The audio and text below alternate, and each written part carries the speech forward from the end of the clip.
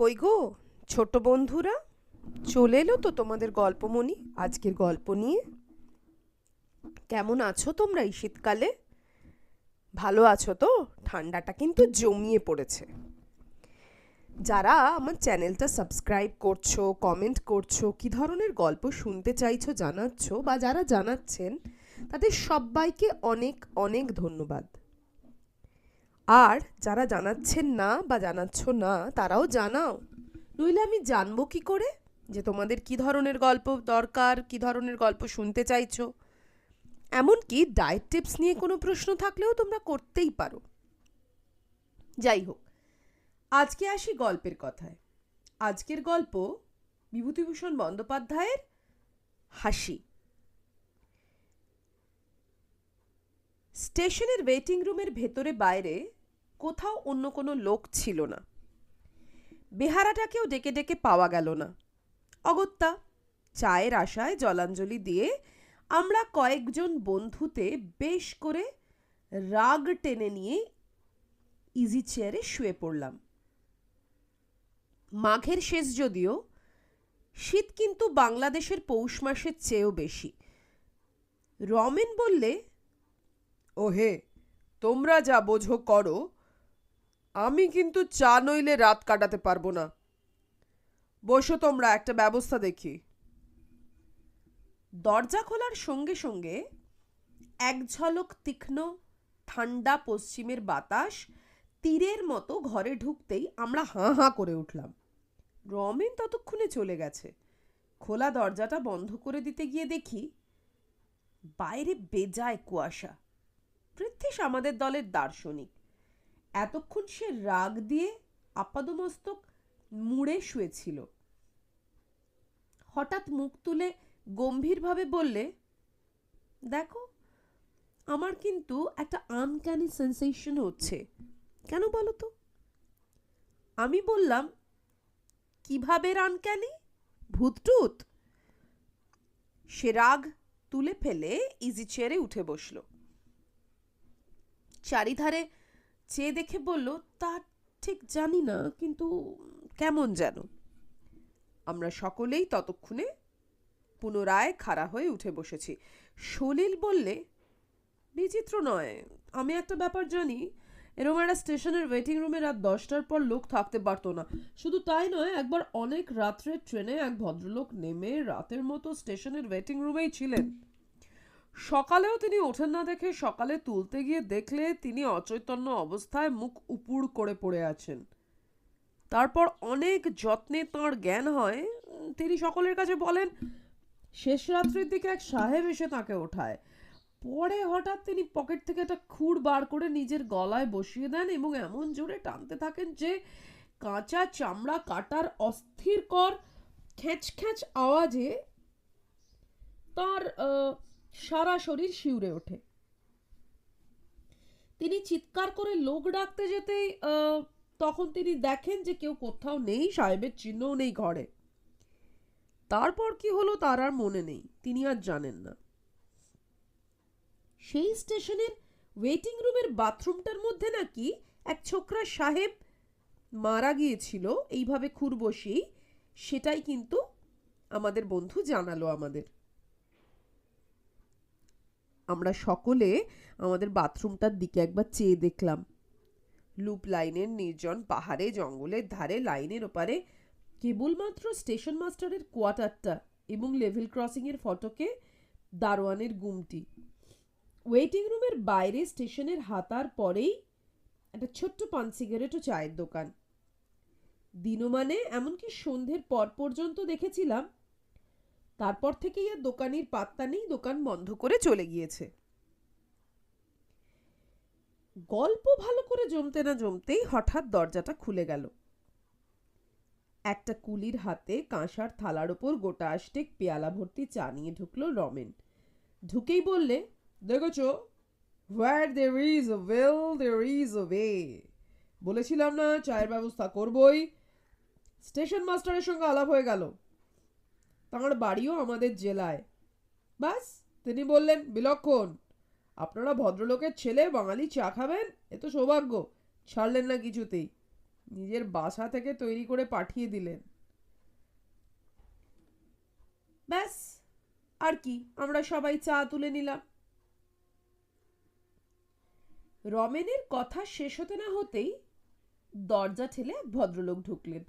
রমেন প্রায় খেলার পুতুলের মতন লাফিয়ে উঠে বললে, এই যে মিত্তির মশাই, আসুন আসুন। পরে আমাদের দিকে চেয়ে বললে, ইনি এখানকার স্টেশন মাস্টার হরিদাস বাবু, আসুন বসুন। ততক্ষণে হরিদাস বাবুর টেবিলের পাশে হাতল শূন্য বেতের কেদারাটাতে আমাদের সকলের উদ্দেশ্যে অভিবাদনের জন্য হাত উঁচু করে গরুড়ের মতন বসে আছেন। মিত্তির মশাইয়ের বয়স 35-এর কম নয়, বা 45-এরও কম নয়, ঠিক বোঝা যাচ্ছে না। দোহারা গড়ন, আর তার সাথে বেশ কানের পাশের চুলগুলোতে পাক ধরেছে, গোবদাড়ি কামানো, পশ্চিমের আটা জলে বেশ স্বাস্থ্যবান শরীর। আমি জিজ্ঞেস করলাম, আপনি এখানে কতদিন আছেন মিত্তির মশাই? আগে এই আসছে ফেব্রুয়ারিতে 1.5 বছর হবে। বড় কষ্ট মশাই, মাছ তো একেবারে মেলে না, বাঙালির মুখ মোটে দেখতে পাওয়া যায় না। তাই আপনারা আজ এসেছেন শুনে খুব আনন্দ হলো। উনি চায়ের কথা যেমন তুললেন, আমি বললাম, তার কি, আমার বাসা যখন নিকটেই রয়েছে তখন কি আর, তা আপনারা কতদূর যাবেন সব? আমরা সকলেই দিল্লি যাব বলে বেরিয়েছি। ওপার থেকে আসছি কি না, এইখানে নদী পার হয়ে ভাগলপুরের পথ ধরে গিয়ে গ্র্যান্ড ট্যাঙ্ক রোডে উঠব ইচ্ছে আছে। ভাগলপুরের গাড়িটা ঠিক এখানে কটায় পাওয়া যাবে কাল সকালে? তারপর অনেক কথাবার্তা ও আমাদের ভ্রমণ সম্বন্ধে অনেক কৌতূহলপূর্ণ প্রশ্নের উত্তর এবং কথিত ট্রেন ঘটিত নানা আবশ্যকীয় সংবাদ আদান প্রদানের পর কথাবার্তার বেগ ধীরে হয়ে গেল। কারোরই ঘুম পাচ্ছিল না। বিশেষ করে গরম চা খাবার পরেই আলস্য আর তন্দ্রার ভাবটা কেটে গিয়ে সকলের শরীর যেন বেশ তাজা হয়ে উঠেছিল। এই কথাবার্তার শিখাটা যখন প্রায় নিভে এসেছে, পুনরায় খোঁচা দিয়ে জ্বালানোর জন্য আমি হঠাৎ বলে উঠলাম, হ্যাঁ মশাই, আপনাদের এই ওয়েটিং রুমে বাথরুমে ভূত ট্রুত নেই তো? এই প্রশ্নের পরেই সলিলের সেই অজ্ঞাত স্টেশনটির বাথরুম ও ছোকরা ইঞ্জিনিয়ার সাহেবের গল্প পুনরায় ফিরে এলো। পুনরায় আমাদের একচোট হাসি হলো এবং কেউ কেউ এমন ভাবের ভান করলেন যে এ স্টেশনের বাথরুম সম্বন্ধেও তারা ভয়ের ধারণাই পোষণ করেন। রমেন বললে, যত সব গাঁজাখুরি। হরিদাসবাবু অনেকক্ষণ কোনো কথা বলেননি। আমাদের উপহার দেওয়া সিগারেটের চতুর্থটির ছাই ঝাড়তে ঝাড়তে তিনি হাই তুলে খাড়া হয়ে বসলেন। বললেন, আপনারা হাসবেন হয়তো, কিন্তু আমার নিজের জীবনের একটা ব্যক্তিগত অভিজ্ঞতার কথা এখানে বলছি, শুনুন। পরে তিনি পঞ্চম সিগারেটটি ধরিয়ে অদ্ভুত গল্পটি বলে গেলেন। অনেক দিনের কথা। আমার বয়স তখন খুব বেশি না হলেও 12-13-র কম নয়। আমার কাকা ফরেস্ট ডিপার্টমেন্টে কাজ করতেন এবং সে সময় তিনি খুলনা মডেলগঞ্জ আউটপোস্টে থাকতেন। একবার কি উপলক্ষে তা এখন ঠিক স্মরণ হয় না, আমি আমাদের বাড়ির সকলের সঙ্গে কাকার কাছে বেড়াতে যাই। কাকা তখন ছিলেন খুলনার বাসাতে। সেইখানেই অনেকদিন আমরাও ছিলাম। বেশি দিন থাকবার কথাবার্তা হওয়াতে আমি সেখানকার একটা স্কুলেও ভর্তি হয়ে গেলাম। আমরা পুজোর পরটাতেই সেবার খুলনা যাই। কয়েক মাস পরবার পরই গ্রীষ্মের ছুটি হলো, প্রায় 1 মাসের ওপর। কাকাকে ধরলাম তার সঙ্গে তার কর্মস্থান মডেলগঞ্জে যাব। কাকা আমাকে নিয়েও গেলেন। সেই সময়টা মোম মধু সংগ্রহকারকদের লাইসেন্স নতুন করে করবার সময়।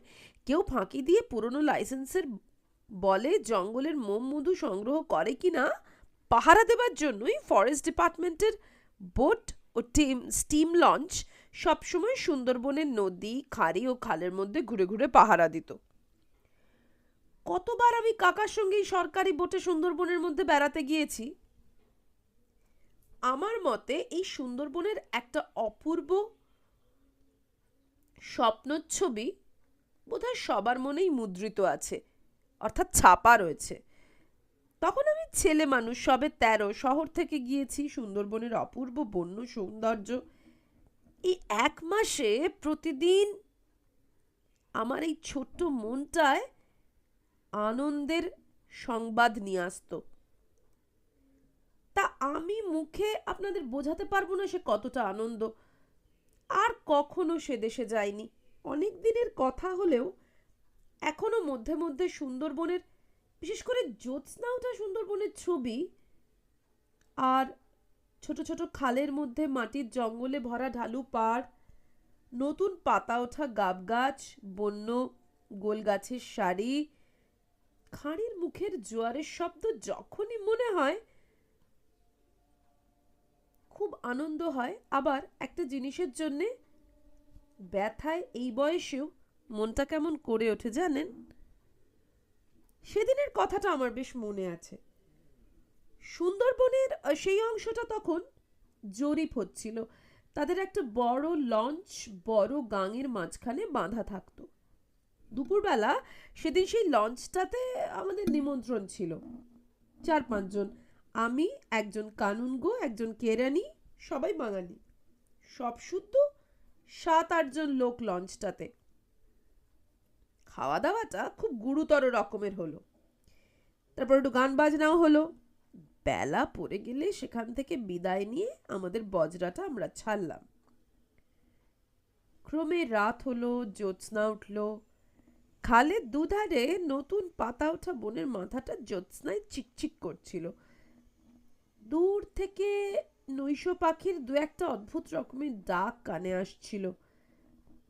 জোয়ারের জলে মগ্ন গোল গাছের আনত শাখাগুলো ভাটার পরে একটু একটু করে জল থেকে জেগে উঠতে লাগলো।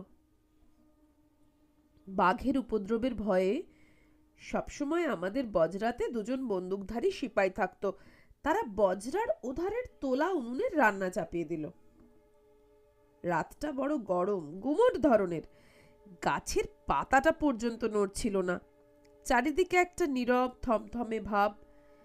ছইয়ের ভেতরে থাকবার উপায় নেই। বজরার ছাদের তক্তার পাটাতনের উপরে এসব গ্রীষ্মের রাতে শুয়ে থাকতে খুব আরাম বটে। কিন্তু এই ছোট ছোট খালের দুধারের ঘন বন থেকে বাঘ লাফিয়ে পড়বার একটা ভয় সেখানে থাকেই। আর তার ফলে সেখানে শোয়ার ব্যাপারটাতে একটা সমস্যা ছিল। তাই শোয়ার একটা জোর খুব আমরা ভেতর থেকে পাচ্ছিলাম না। ছইয়ের মধ্যে কাকা ও বিনোদ বাবু দাবা খেলছিলেন। ছইয়ের ঘুলঘুলি সবগুলো খোলা। আমি কাছেই বসে বই পড়ছি। খেলতে খেলতে রাত হয়ে গেল। এই 10টার বেশি। সেপাইদেরও রান্না হয়ে গেল। কাকা কি একটা কঠিন চাল সামলাবার কথা এক মনে ভাবছেন। আমি মিটিমিটি আলোতে আগজনমঞ্জরি পড়ছি। বিনোদবাবু খেলোয়াড়কে সমস্যায় ফেলবার আত্মপ্রসাদে তাকিয়ে ঠেস দিয়ে ঘুলঘুলির বাইরে ভাটার টানে টান ধরা জলের দিকে চেয়ে আছে। লম্বা বনের গাছের ছায়া পড়েছে জলের ওপর। ঠিক এমন সময় একটা ব্যাপার ঘটল। সামনের ঘন বনের মধ্যে অনেক দূর থেকে একটা উঁচু সুস্পষ্ট কর্কশ অট্টহাসির রব উঠল।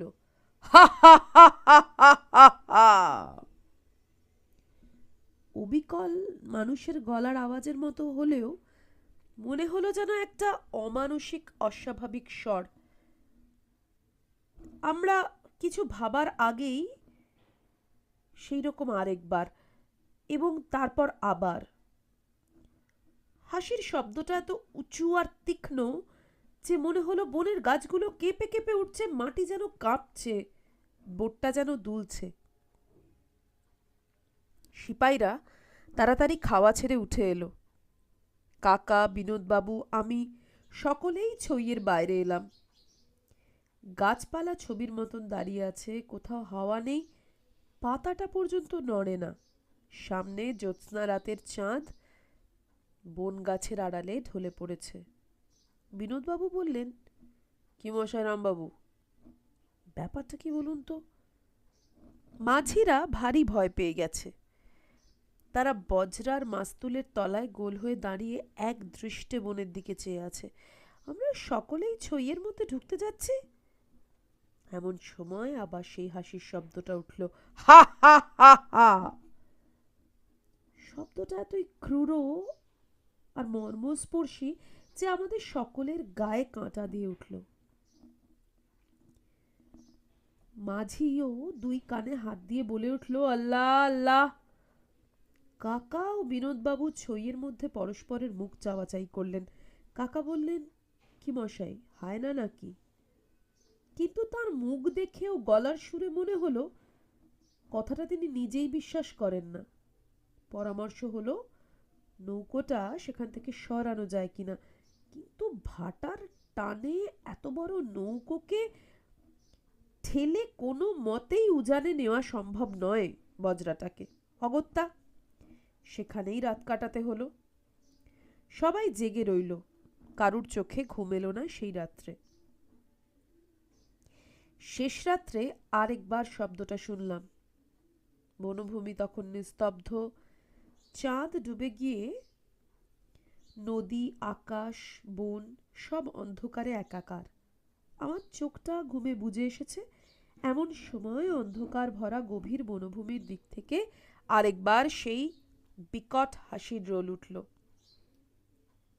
শেষ রাত্রের চাঁদ ডোবা অন্ধকারে সেটা এত অমানসিক, এত পৈশাচিক ঠেকলো যে তখন আমার বাচ্চা বয়স হলেও হাসিটার প্রকৃত রূপ বুঝেও যেন বুকের রক্ত হিম হয়ে গেল।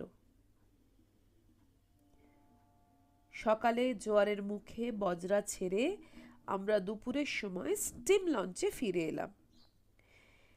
সেখানে সব কথা শুনে প্রধান সারেং খালাসিদের মধ্যে কেউ কেউ বললে, এই শব্দটা এর আগেও তারা শুনেছে, তবে স্থানটা বড় গভীর বনের মধ্যে বলে সেদিকটায় লোক চলাচল খুব কম। শোনা গেল ওই বনের মধ্যে নাকি অনেক দূর গেলে প্রাচীনকালের ঘরবাড়ির চিহ্ন পাওয়া যায়। জঙ্গলের মধ্যে শ্রেণীবদ্ধ প্রাচীন বকুল গাছের সারি দেখে মনে হয় কোনো সময় সেসব স্থানে লোকের বাস ছিল। সে যাই থাকুক, আজও এতদিন পরে যখনই কথাটা মনে পড়ে তখন এই কথাটাই মনে হয়। গভীর রাত্রির অন্ধকারে জনহীন জনপদের ধ্বংসস্তূপের চারপাশে ঘূর্ণায়মান কোনো অভিশপ্ত অশরীরী আত্মার পৈশাচিক উল্লাস ভরা অট্টহাসি সেদিন কানে গিয়েছিল। তাই হাসির রোলটা যখনই মনে আসে আজও, এতকাল পরেও যেন সারা শরীর শিউরে ওঠে। তাহলে কেমন লাগলো গল্পটা তোমাদের? ভয়ের গল্প, আমরা তো বড় হচ্ছি, আমাদের তো ভয়ের গল্পও শুনতে হবে, তাই না? যাই হোক, এবার আসি ডায়েট টিপসে। ডায়েট টিপসের মধ্যে একটা টিপস হচ্ছে তেল। এই যে আমরা প্রত্যেকে হার্ট মেনটেন করার চেষ্টা করি, আমরা রোগা হওয়ার চেষ্টা করি, তার জন্য আমরা যদি দুটো পদে খাবার খাই তাহলে একটা পদ অবশ্যই সর্ষের তেলে আর একটা পদ সাদা তেলে রান্না করব। পুরো রান্না সাদা তেলে খেলে কিন্তু কোলেস্টেরল বেড়ে যাবার সম্ভাবনাই থাকে কমার বদলে। তাই সব রান্নাটা সাদা তেলে খাবো না, কারণ সাদা তেল আমাদের ভালো কোলেস্টেরলটাও কমিয়ে দেয়, বাজেটাও কমিয়ে দেয়। ভালোটাকে যদি কমিয়ে দেয় তাহলে খারাপটাকে কমাবার জন্য তো কোনো কোলেস্টেরলই শরীরে থাকলো না। তাহলে আজকের ডায়েট টিপস এই অবধি, গল্প এই অবধি। কেমন লাগলো অবশ্যই কমেন্টে জানাও। আপনারা চ্যানেলটাকে শেয়ার করুন, লাইক করুন, সাবস্ক্রাইব করুন। প্লিজ অনেকটা লম্বা জার্নিতে সাহায্য করুন। Thank you and also happy new year, নতুন বছরের প্রথম গল্প। আসি তবে আজ, দেখা হবে সামনের রবিবার।